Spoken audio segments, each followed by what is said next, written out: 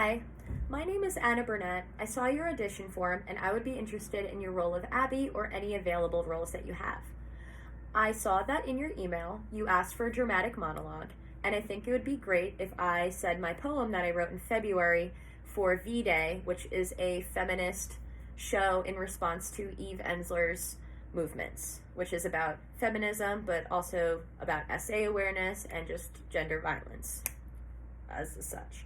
But you said you wanted a dramatic monologue, and this piece is pretty personal to me, but I think it's also cool to explore creatively. So thank you for giving me this space. Here Goes Nothing.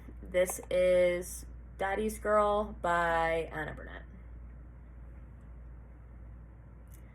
There is a saying that goes, once there is an angry man in your house, there will always be an angry man in your house. Oh, how I wish this were not true, I say to my past teenaged self.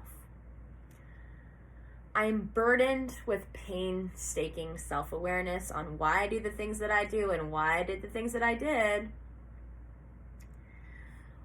What are you supposed to do when you wake up in your 20s and you have that paralyzing, crippling sensation that goes up your arms and your spine and out of your mouth and makes you so hateful towards men?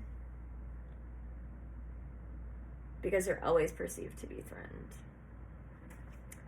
Be a good girl, he would say, as him and my mother dropped me off at church, while I was busy singing the Lord's Prayer to a congregation of people.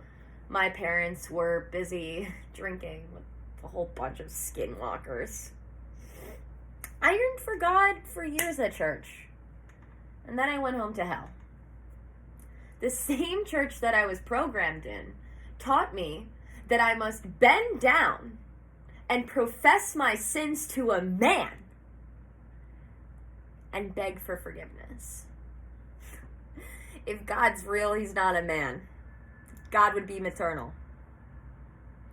My father would pray with me before I went to sleep. Now I lay me down to sleep. I pray the Lord my soul to keep. If I should die before I wake, bring me to heaven in Jesus' sake.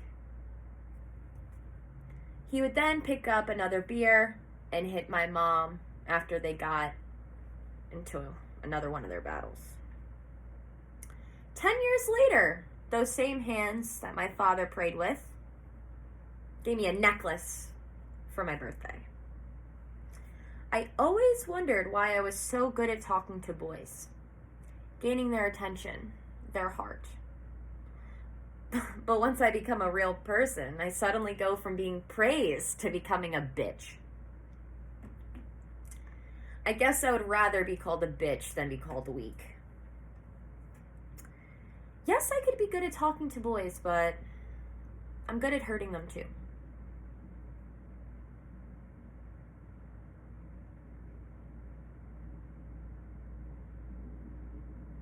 Now that angry man is gone. But he's never really gone. Once there is an angry man in your life, there will always be an angry man in your house. My grandmother always had angry men in her life. And then she got married to one. And had a son.